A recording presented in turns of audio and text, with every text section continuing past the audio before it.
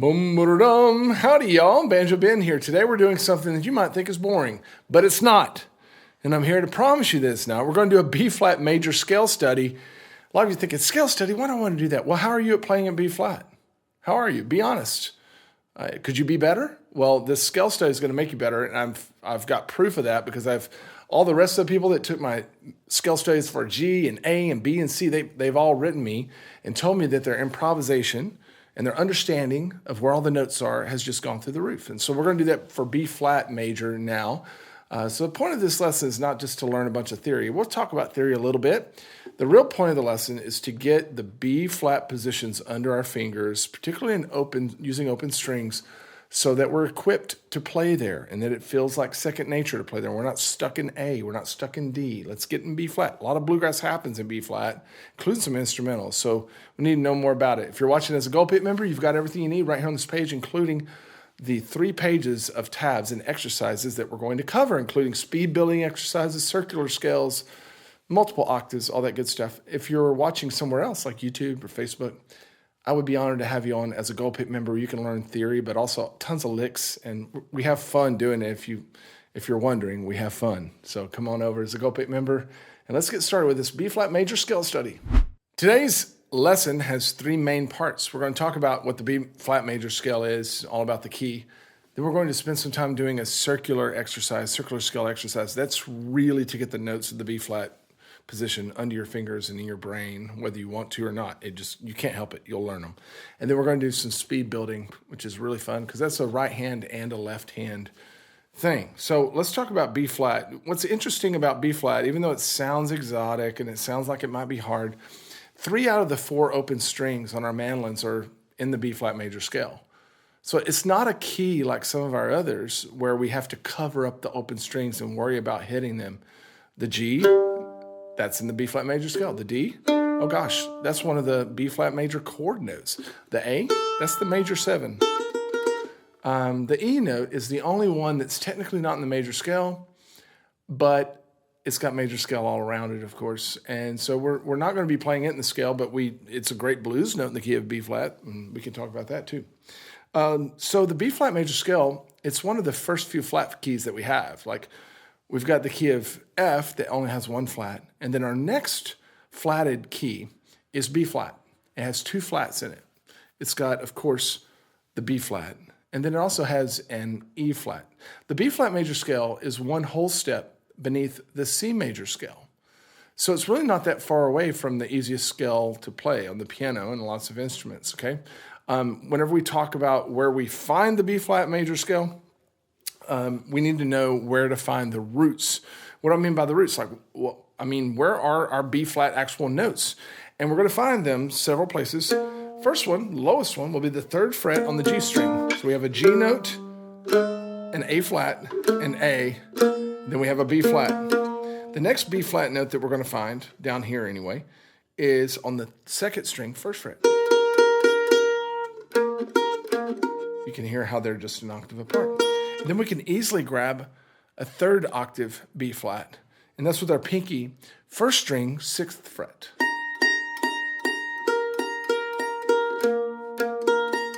So technically, when we're down here in this first position, there are 3 different B-flat notes that we can get to with our fingers, and that's pretty doggone cool. Of course, we can find lots more up the neck as we go, and we can maybe set out on an adventure to find some of those later on. Okay, let's remind ourselves just real quick what a major scale is and what the pattern is. Whenever we start on the root of a scale, we can find our major scale easily by just following a pattern that goes like this: whole, whole, half, whole, whole, whole, half. And what I mean is what kind of steps are we taking between each one of those notes? A whole step means you skip a fret. A half step means you play the fret right next to it. So if we start on a B-flat note here, and we say whole, whole, half, whole, whole, whole, half, that means that whole, whole, half, we're going to start with a whole interval. So right there, whole, then we go to a half, then whole, whole, whole, half. There's our B-flat major scale.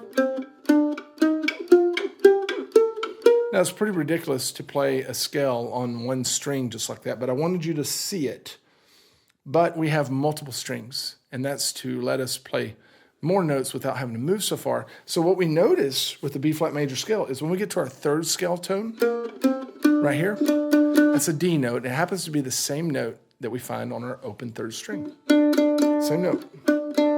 So once we get to that third note, we can switch over to the open D string to play up our octave. In fact, let's go ahead and pull up the tab for the low octave open scale. What I mean by open scale is that we are using the open notes where we can. We're not keeping it closed. We're not fretting every note. Now, I do want to point to a wonderful course that I have here on the site called Unlocking the Mandolin Neck that explains all this in great detail. We're just touching on it here. So we're going to start our B flat major scale with our middle finger. Then we play the 5th fret. And then we jump up to that open string for our third scale tone. 1st fret, 3rd fret, 5th fret.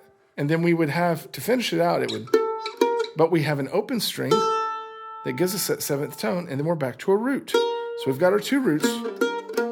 And when we walk up, it sounds like this.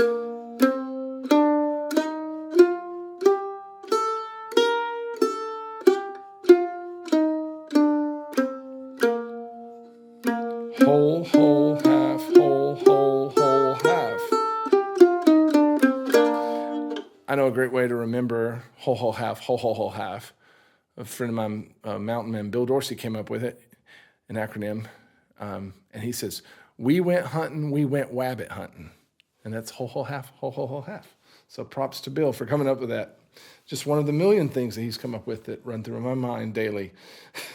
Hey, let's do our lower octave scale, but let's do it closed, just so we can remind ourselves of that pattern. We've already learned it in our other scale studies, but it's really easy to see. We're going to start with our root, with our index finger, and we're going to play that pattern.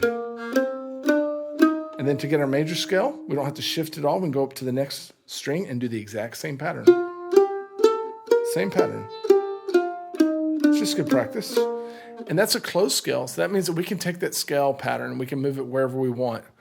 And wherever we start that scale pattern, whatever note, that's the scale that we're playing. If we wanted to play a C major closed scale, then all we have to do is make sure our index starts on a C. If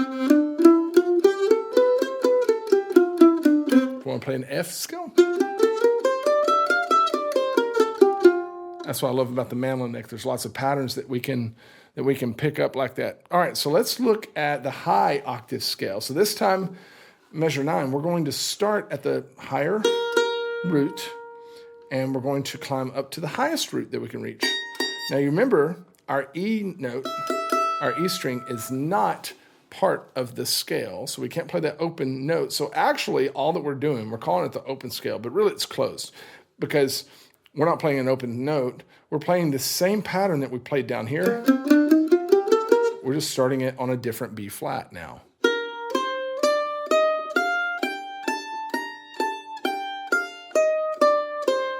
Pretty cool, huh? All right, so what I want to do is combine those two ideas. Let's play a 2-octave scale. We're going to start on the lowest B flat that we can grab on our mandolin necks, and we're going to use open strings when we can, and we're going to play all the way up to the highest B flat that we can grab without shifting up, and all the way back down. This is great practice. If you're like, I don't want to do this, then just eat it. You need to do this. Do you want to be a better mandolin player? Come on. So check it out, measure 13. I've got them listed as eighth notes with some alternating pick strokes, if you want to try that with me. And you may need to pause and work on this and come back and do it with me again. This is something that you work on more than once, of course. But let's play it together if we can, starting measure 13.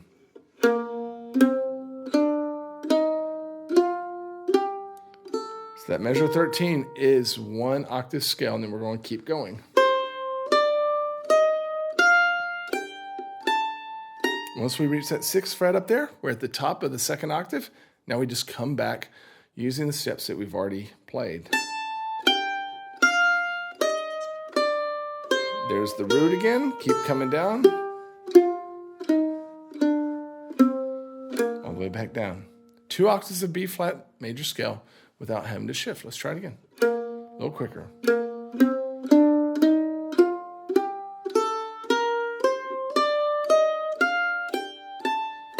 I don't expect you to be able to do it this fast if you've just started.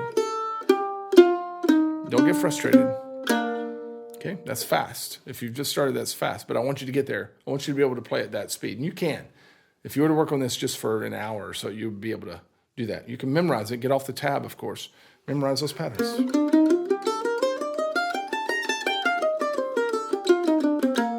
Okay, it's not that hard. Let's talk about the arpeggio, and then we're going to get into some really, really practical stuff that causes us to learn the positions, whether we want to or not.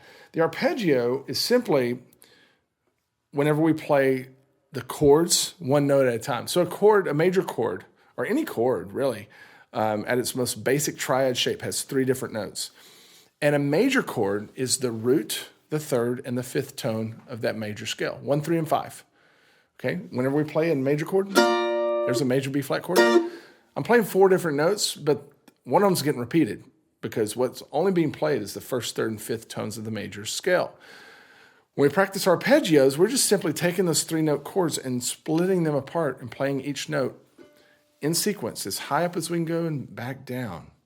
That's what we're going to see here in measure 17. It looks like this.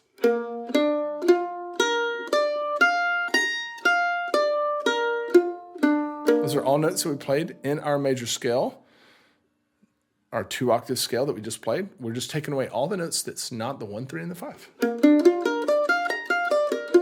Now, why don't we practice arpeggios? Because the main reason is it cements in where our main notes are for the key of B flat. Okay, so I know that I can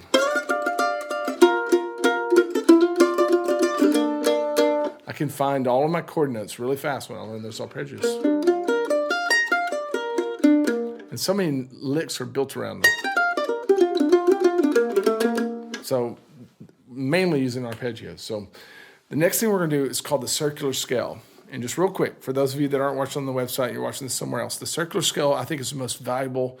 Well, maybe the speed exercise is more valuable, but this is really valuable because the circular scale drills these scale positions into your head so that you feel like that you know how to play in B flat when you get done.